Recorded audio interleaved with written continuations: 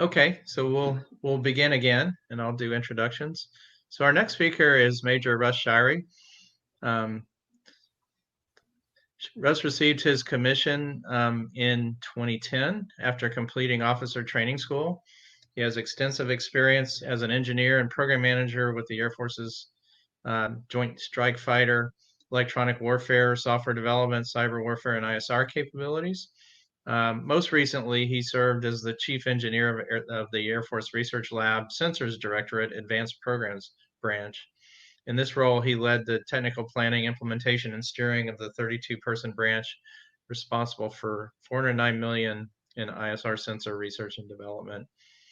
He was selected into the United States Air Force Academy PhD faculty program, and he's currently a SERC Fellow pursuing his PhD in computer engineering at Purdue University. So Major Shirey will be talking to us about unmanned aerial systems sensor data networking. All right, over to you. All right, great. Thanks, Tom, and good morning, everybody. I appreciate the opportunity. Thanks for everyone for tuning in. I wish we could have this in person, but we're staying safe remotely. I'll be giving the talk, as Tom said, on my research, which focuses on UAS sensor data networking. And really the focus here is improving our UAS sensor system so that we can better transport data from the UAS to the consumer somewhere else. And I'll talk a little bit about how my previous experiences have motivated this research. This research is at a pretty high level, just to give a broad overview of everything that I'm working on. So I'd be happy after this presentation to network with anybody who's interested in diving further into some of the equations and algorithms and things like that. For the agenda, I'll first start with background on the topic and motivation for this research topic. Then I'll talk about the research goals and the process for my research. And then I'll talk about the progress in the research and the anticipated future work. And then I'll conclude and wrap things up with a question and answer session. Starting with the background and motivation. As we're all probably aware, UAS systems are continuing to grow very rapidly, not just in the DoD where they first began, but also commercially. And we're seeing a lot of intertwine between those systems, both in the DoD and also commercially. One of the major advantages of the UAS is that it's often equipped with sensors, and these sensors can range from video, radar, LiDAR, to almost anything that can gather data and give you better oversight. Because the UAS is really good at providing excellent vantage points for surveillance and oversight, and this provides a lot of great opportunities, both commercially, but also in the DoD.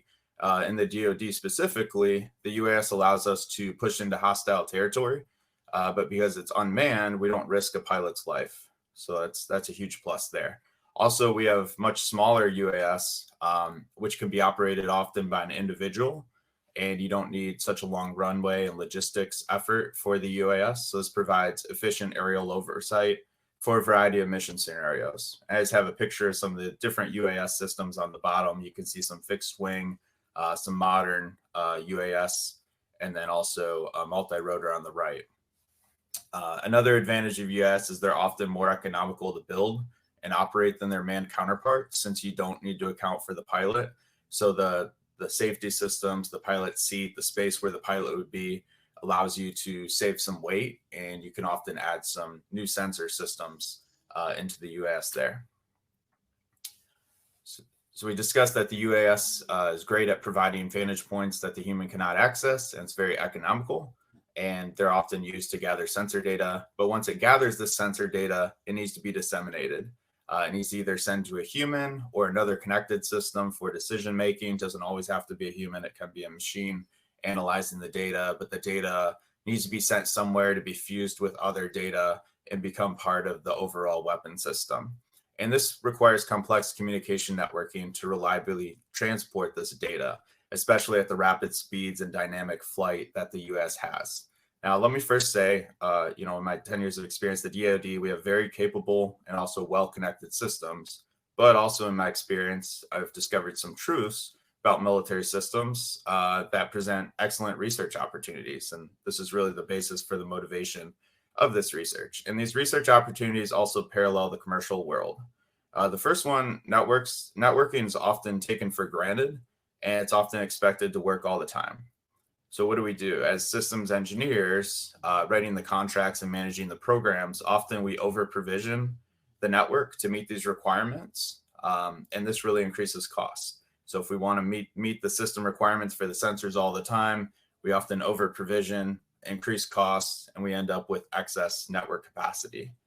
Also, data requirements always increase over time. Working in the sensors Air Force Research Laboratory, we're really good at developing new sensors, but these new sensors require more data. Just as you can see in the commercial world with 3G to 4G to 5G, we will figure out a way to get better sensors that require more data, add more sensors. You know, my new iPhone has 3 different cameras. I mean, it's crazy, but as the network increases, the data requirements also increase over time.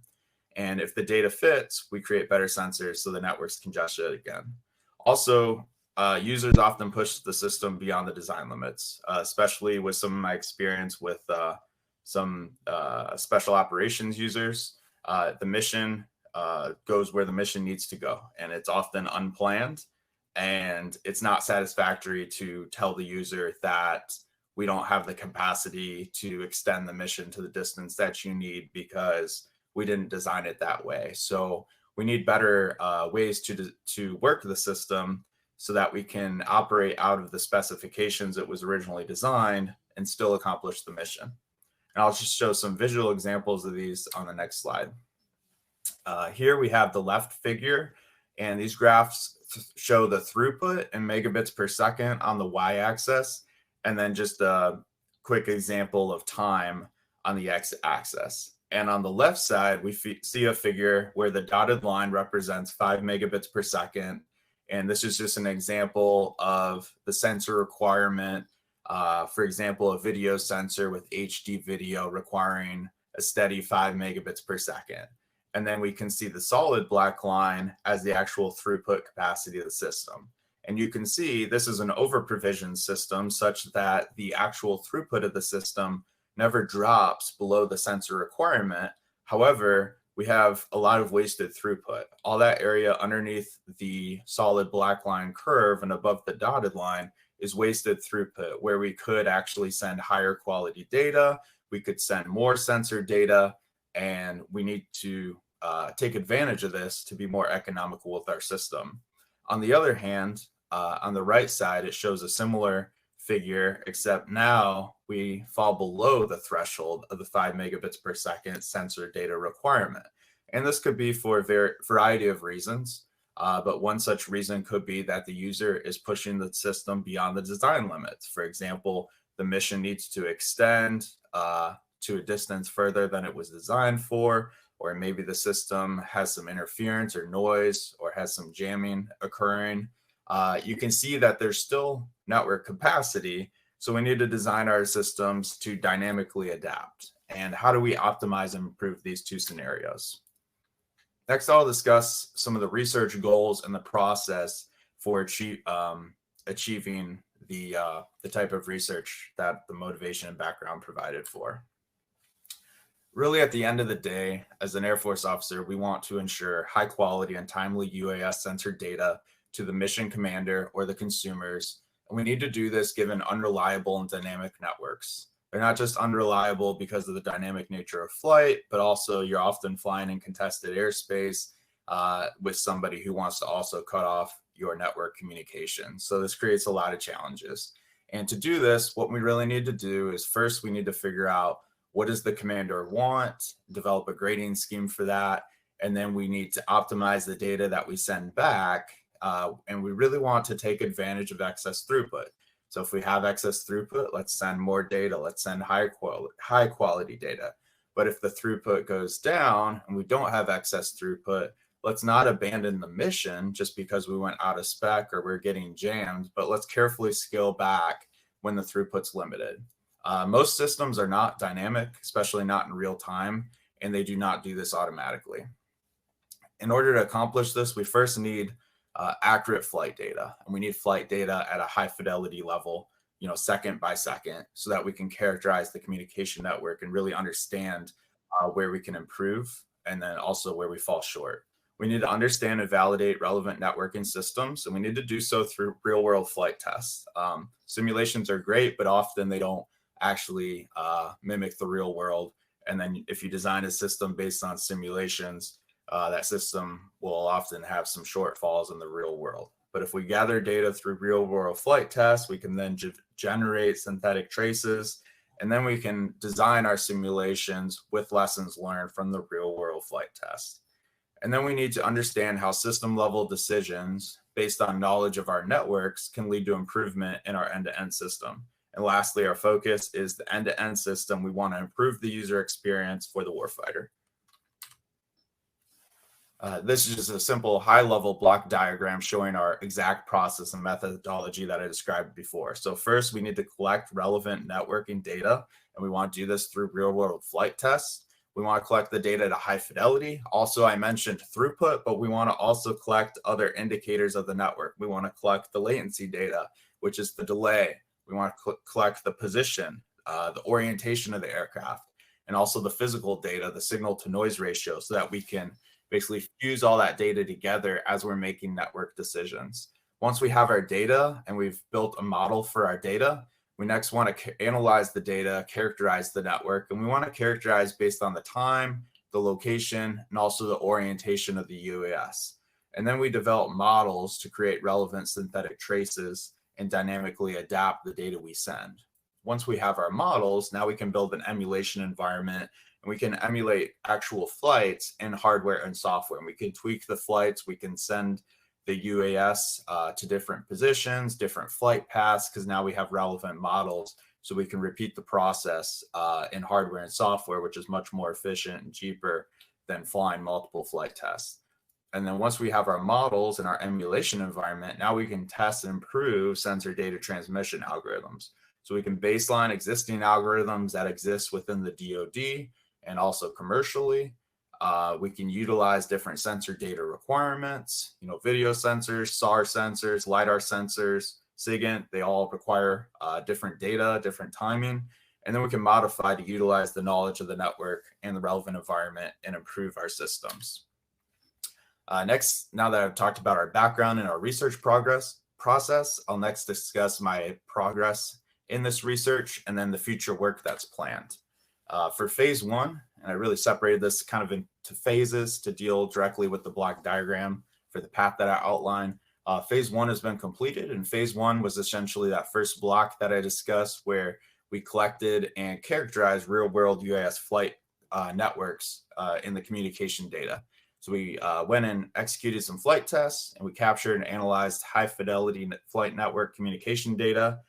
We use tactical radios, which provide long-range connectivity without the pre-existing infrastructure, which is very beneficial for DoD applications because we don't have to rely on the infrastructure. We can go where the mission needs to go, not be tethered to existing infrastructure. And then we built an emulation test bed to mimic this real-world flight communications. For phase two, now that we already had our data, we had our models, and we had our emulation test bed, next we designed an optimal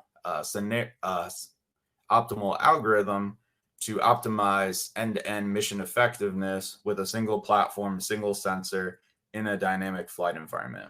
And to do so, we dynamically predicted and adapted sensor data transmission. We did so based on the UAS flight path, the communication network model, and the mission parameters. And then we expanded our mission to the edge of the network, as I said, out of spec, because when you design a system, you don't always know where the system's going to go. So the system may need to operate out of specification to accomplish the mission. We want to make sure the user still has an optimal experience, even out of spec. And then we optimize the user experience beyond state-of-the-art commercial adaptive sensor data algorithms. I'll dive in a little bit more detail on each of these phases. So phase one, we collected and characterized the UAS flight network communication data. It's really hard to complete unmanned aerial system flights at extended distances because of FAA regulations. So to do so, we partnered with the Air Force Research Laboratory to flight test UAS networking. And this also gave us the benefit of using relevant UAS platforms and also relevant tactical radios that are used in real world scenarios. And then we recorded the network throughput, the latency, which is the delay, the signal to noise ratio data, and of course the position, the timing, and the orientation of the aircraft. We also tested with a variety of different antennas. We tested with omnidirectional antennas, directional antennas, and then different power levels and different distances to record the behavioral data under various settings. And we flew a lot of different orbits. I have a figure here just showing some of the circular orbits.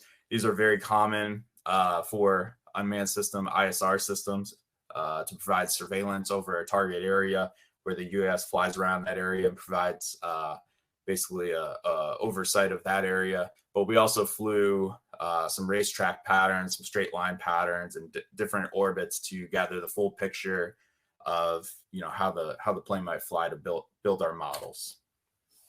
And just a brief excerpt. I have a lot more data on this that I collected, and you can see this paper reference below for some of the data.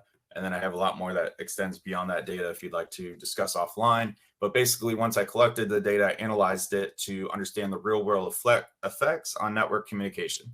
We want to understand how the flight path distance, the plane orientation, the antenna, the position of the antenna, and the noise affect our performance. And then we characterize different UAS network configurations, and we measure the network performance changes with respect to time and distance. And I'll say in phase 2 why this is so important. So here's just an example. This is kind of on the edge of connectivity for one of our configurations with an omnidirectional antenna on the ground, and then the UAS flying in the circular pattern where you can see basically in a circle, it's going away from the ground control station and then coming back towards the ground control station. And we can see here, the throughput varies, but we generally have, between 2 and 4 megabits per second of throughput capacity. However, there is a certain range as the UAS is basically directly facing the ground control station, where we do have some dropouts. So these are all things that we'll have to take under consideration. There is a lot of variability as well in the throughput. And again, this is about 3.5 to 4.5 miles from the GCS with an omnidirectional antenna. So kind of the edge of connectivity for that configuration. And then a little bit more of our characterization. This is just another example of some of the data that we gather and look at. We want to understand basically dropouts and periods of uncertainty, especially at the network edge. And then we also want to understand the different throughput capacities that we'll have at each kind of range for our different missions. So here we have a couple graphs, and they're labeled on the x-axis SERC 1 through SERC 4. And this is essentially representing circles that have the center of the circle 1 mile to 4 miles from the ground control station, and the circles are half mile in radius. And then we also separate the circles by plane orientation for coming towards the ground control station and going away from the ground control station, and then all combined. And this just gives us kind of the range that we can expect for regard to throughput, for each orientation of the UAS, and then also the combined at different distances, and then also the percent of time and dropouts. And we can use this to kind of design our models and understand as we're designing our system algorithms, what kind of network capacity we'll have. So phase 1, we gathered data, we analyzed the data, we characterized the data. Now we actually want to use that networking data for our system design and optimize our network system. So phase 2, we optimize the end-to-end mission effectiveness with a single platform, single sensor in a dynamic environment. And we used video sensors for phase 2, but this really can be adapted to any type of sensor. Basically, we encoded a grading scheme for that video based on what a mission commander would call good data or bad data, and we call that the quality experience. And then what we did is, because as you saw, the throughput's dynamic, instead of over provisioning the system or under provisioning the system if we go out of spec, we decided to use an adaptive bitrate video streaming algorithm. These are used commercially. Netflix, Google, Facebook, and a lot of those companies use them. And my advisors at Purdue works with a lot of these companies, so I got some nice insights into the different decisions they make commercially. And then we took the best of breed from the commercial internet and adapted to the UAS. So essentially what we're doing here is we're adapting the data we send based on what we think the network capacity will be in the future. And our goal is to optimize what we send to the future throughput. Why are we doing this? As I said, the network communication throughput is dynamic with UAS, and it varies even more with traditional internet. So if it works for traditional internet, which varies less, it should work very well for unmanned aerial systems. And this allows us to send more data when the throughput's good. And then also, we're using the extra throughput capacity. We don't let the data go to waste. We up the video quality of the data we're sending. And then we reduce the sending when the throughput's poor. Otherwise, if we send too much data, then we flood the network and we end up basically with a blank screen or the annoying kind of rebuffering that you can see when the network's flooded. To do this, we designed a new system called Proteus, and this is a new adaptive bitrate video streaming algorithm, which is optimized for UAS flight network communication. Proteus is based on a control theoretic ABR approach. As I said, though, we can extend to other sensor types, but we chose video for our purposes since it's widely used.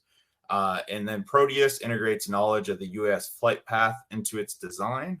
And then it carefully chooses algorithm parameters as a function of both distance and UAS orientation. And then also we optimize decisions of what data to send. So our quality of data, the size of the data, et cetera. And we do this based on the end user.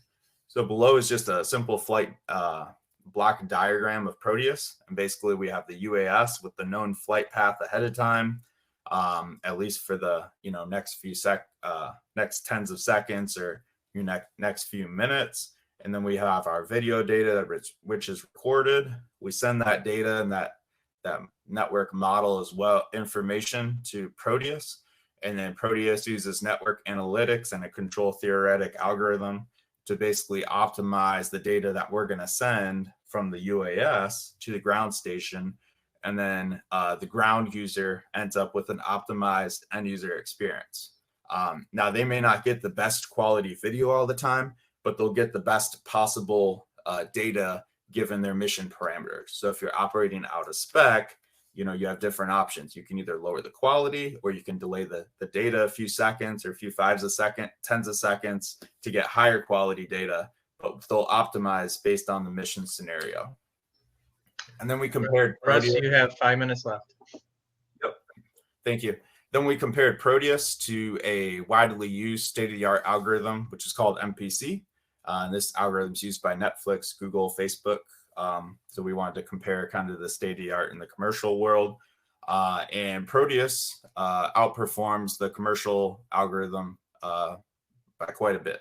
And it does so by using the flight path data, whereas the commercial algorithm basically performs the network optimization and all of that information just purely based on network prediction without regard to the flight path. We integrate the flight path into Proteus, and that allows us to basically eliminate rebuffering events and also give a higher quality overall quality experience. And the quality experience, I can dive into more details offline, but essentially that's a way of rating the system. So you can see on the right-hand side, we have Proteus as the red blocks Proteus as the white blocks, and then MPC as the red blocks.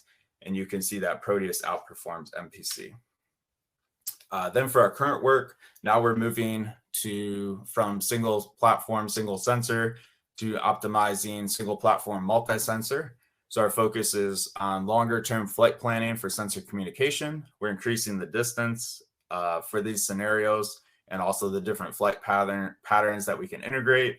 And then we're focusing on heterogeneous sensor integration with mission optimization and focusing on a set of flexible QoE metrics. Now we have more combinations of basically the quality of experience, and we're using SAR video, but also expandable to other types of situations. And then we're also developing online learning techniques tailored to the UAS flight sets. And this is just an example below. SAR plus video gives you a lot better surveillance of an area in a multi-int setting. For future work, we're looking at adding next generation network protocol to our test bed for further testing and improvement. We also want to develop even more synthetic network throughput trace generations and a tool so that others can use basically the characterization and the analytics we developed. And then we want to generalize the measurements to new data sets and radios. In conclusion, I talked about how UAS usage is rapidly expanding. It's going to continue to grow. I talked about how UAS systems often provide aerial surveillance with sensing capabilities, coupled with the network communication, because we have to get that data to the decision makers or the end user. And the flight path and growing amount of data creates a lot of challenges. Often the network's over-provisioned, which results in a lot of wasted throughput capacity. Or on the other hand, users often go beyond the mission limits or the system specs, resulting in an intolerable experience. So our research aims to basically help improve these systems so that we don't waste the extra throughput capacity and we send more data when we have the opportunity. But also, if we extend beyond the system specs, we don't have a mission that basically ends. We want to make sure we can still give the user some capacity, and that's optimized based on the user. Our process, we want to collect, characterize the data, build new and robust algorithms, and design new state-of-the-art networking systems. Thankful to my committee and advisors. You may recognize Dr. Dandy Laurentis from the SERC.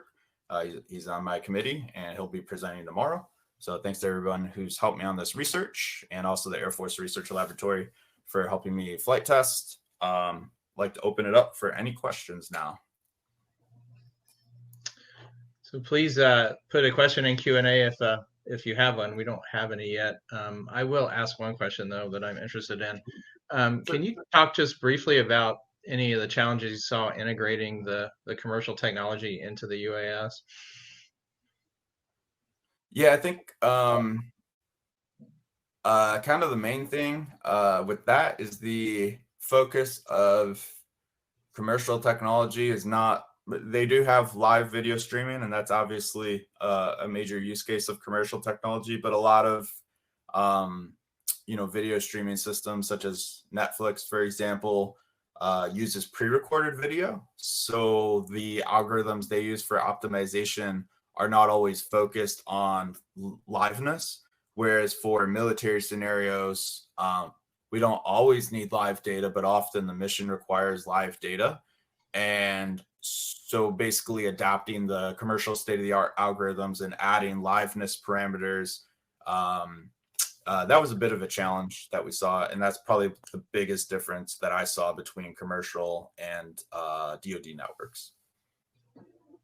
So just to follow up, I assume a lot of that has to do with pre-buffering of the video. Did you have to make changes on the ground side too in order to set that up, or were you using a commercial ground receiving capability? Yeah, so we were actually able to leverage the commercial. So we set up our own video server, and you can basically change the chunking options is what we call it for the video, or the frame rates and things like that. So we still use kind of the same open source commercial technology to adapt the video to different military settings. But we just kind of changed the parameters then using open source tools. Okay, and one final question. Go ahead. No problem. Oh, I was going to say another challenge that you see. So DoD networks, often the challenges are because of the distance that you're flying, or noise, or somebody's trying to jam you. Whereas the challenges they see in the commercial internet are more from congestion. Lots of users, trying to stream video at the same time. So, the kind of underlying root cause of congestion in the network is a little bit different as well. Although DoD networks, we also do leverage commercial networks as well in our applications, so it becomes tricky. Okay, my last just quick question is, you seem to have a lot of results at this point. How much longer do you have before you finish your PhD? So I have another year. Basically, the Air Force gives us 3 years, and then I'm actually off to the National Reconnaissance Office. I'll be heading there next fall. So, yep, 2 years in and 1 year to go. All right. Thank you.